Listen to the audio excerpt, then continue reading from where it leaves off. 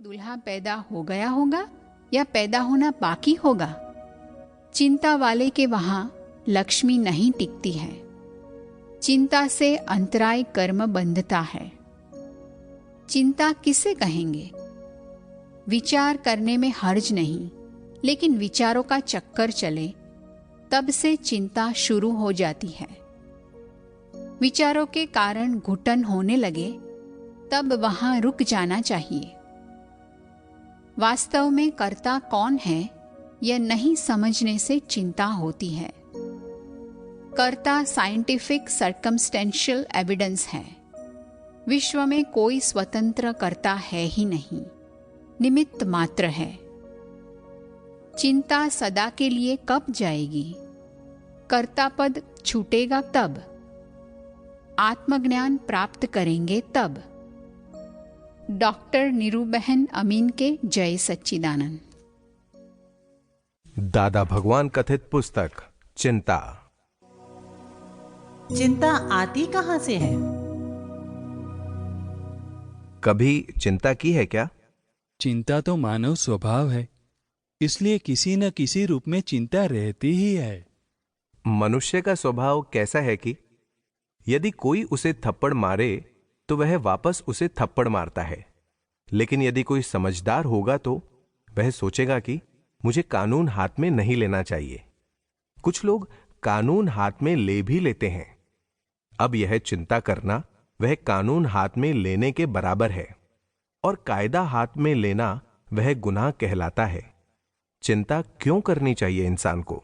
सभी भगवान ऐसा कह गए हैं कि चिंता मत करना, सारी जिम्मेदारी हमें सौंप देना। लेकिन कहने और व्यवहार में लाने के बीच भारी अंतर है दादाजी। नहीं, मैं व्यवहार में छोड़ने को नहीं कहता, यह तो उसके बारे में बता रहा हूं। यूं ही कहीं चिंता नहीं छूटती। यह चिंता नहीं करनी है, लेकिन फिर भी सभी को हो जाती है। अब जब यह चिंता होती है तब कौन सी दवाई लगाते हो? क्या चिंता की दवाई नहीं मिलती? जहां चिंता वहां अनुभूति कहां से? दादाजी, चिंता से परे होने के लिए भगवान से आशीर्वाद मांगते हैं कि मैं कब इसमें से छूट जाऊं। इसके लिए भगवान भगवान करते हैं। हम इस माध्यम से आगे बढ़ना चाहते हैं, फिर भी मुझे अपने अंदर वाले भगवान की अनुभूति नहीं होती। अनुभूति कैसे होगी? चिंता में अनुभूति नहीं होती ना। चिंता और अनुभूति दोनों साथ में नहीं हो सकते। चिंता बंद होगी तो अनुभूति होगी।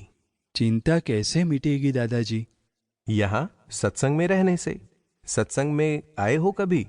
कहीं और सत्संग में जाता हूं। जिस सत्संग में जाने से चिंता बंद नहीं होती, उस सत्संग को छोड़ देना चाहिए।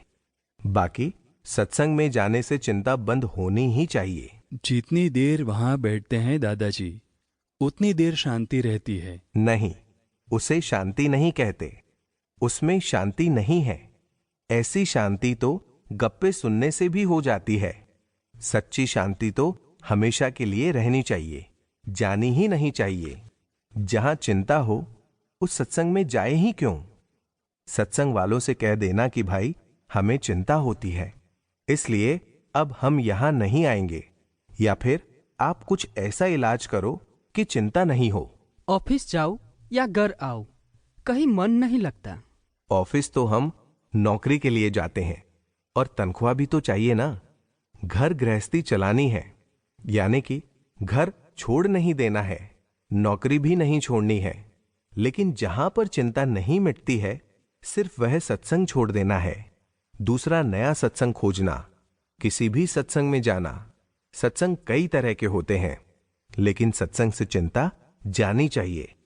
आप अन्य किसी सत्संग में नहीं गए हैं? दादाजी, लेकिन हमें ऐसा बताया गया है कि भगवान आपके अंदर ही है। शांति आपको अंदर से ही मिलेगी। बाहर भटकना बंद कर दो। हां, ठीक है। लेकिन अंदर जो भगवान बैठे हैं, उनका जरा सा भी अनुभव नहीं होता। चिंता में अनुभव नहीं होता। चिंता होने पर तो जो अनुभव हुआ होगा वह भी चला जाएगा। चिंता तो एक